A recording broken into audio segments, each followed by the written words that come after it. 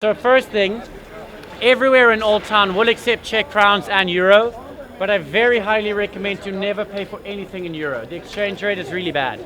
You'll end up saving a lot of money over the course of your whole trip if you take whatever currency you have, change it into Czech crowns, and then pay in the local currency. Anytime I have Forex, I change it here, exchange with the blue sign.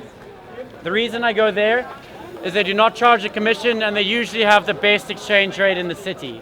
Also using ATMs, you can withdraw in Czech crowns, US dollars or euro, but only withdraw in Czech crowns. Basically in Prague, do everything in the local currency as much as possible. You end up saving a lot of money. So next we're going to get to the banks of the river. There's a little bit of construction on the far end of the street. So please stay close, and when we get to the traffic light, move quickly, it changes really fast. But come tell me your individual interests and I can give you personal recommendations as well. Okay.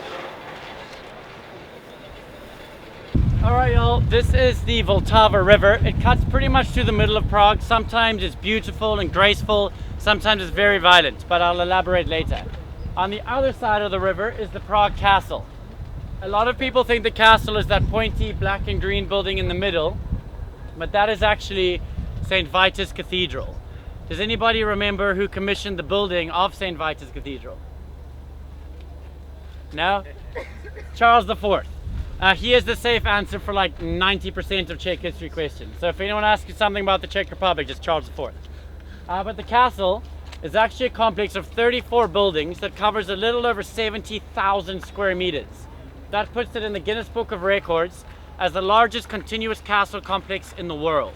You can put Buckingham Palace inside there 2.5 times. So where is it? To the left of St. Vitus Cathedral, there's a white building with the grey roof and the flag flying on top. You see it? It starts approximately at the flagpole and extends all the way to the other side. There's a square tower with the pointy red roof and the blue scaffolding all around it. And then it goes down the sides of the hill as well. Where the flagpole is, directly beneath that, is our president's office and residence. Our president right now is Miloš Zeman. When the flag is up, it means he's in the country. When the flag is down, it means he's out of the country on official business. Miloš Zeman just won his re-election for second term as president about 7 weeks ago, so congrats to him. We're stuck with him for another 4 years and 10 months. Lovely. But the castle is widely considered to be in the top 3 attractions to see in Prague. There's the astronomical clock, the Prague Castle, and the Charles Bridge, which is the next bridge over. Has anyone been to the castle yet? You have? Nice. By yourselves on a tour? Same? Okay, tell me if you identify. The first time I went to the castle, I was by myself. And I was standing in the middle, and I was like, where is it? It's 34 amazingly beautiful buildings, and they're all labeled in Czech. But it's definitely worth going, would you agree? It's so beautiful, a wonderful time up there. You can go by yourself, have a good time. But I think the best way to go is on a tour, and for a bunch of different reasons. The first building was built in the year 880 by Duke Bořivoj and Princess Ludmila.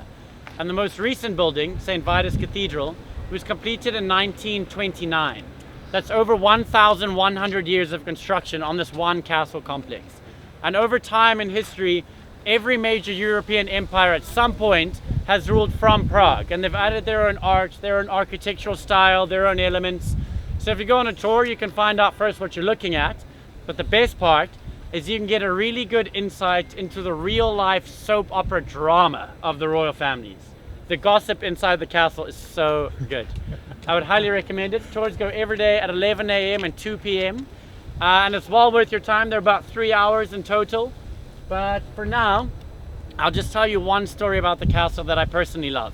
In 1918, it was the end of the Soviet occupation, and the Rolling Stones came for a concert. Their slogan was, "The tanks roll out, Stones roll in." One day after the concert, Mick Jagger was sitting with the president. At that time, it was Vaclav Havel. They're chatting, having a beer. Mick Jagger's like, "Yo, Vaclav, I love the castle. It's so beautiful. But if I come at night, it's dark. You can't see anything. Why don't you put some lights up?" Vaclav said this was a wonderful idea, but the country had just come out of communist occupation. They were short on cash. He didn't have money for lights. Instead, he was providing jobs, healthcare, education, rebuilding infrastructure. Mick Jagger felt kind of bad, so he went back to his hotel and spoke to the rest of the Rolling Stones. And together, they came up with £34,000 that they donated to the Czech people. So today and every day until 1 a.m., the castle is beautifully lit up, all thanks to the Rolling Stones. So we now know without a doubt the debate is officially settled. The Rolling Stones are in fact better than the Beatles.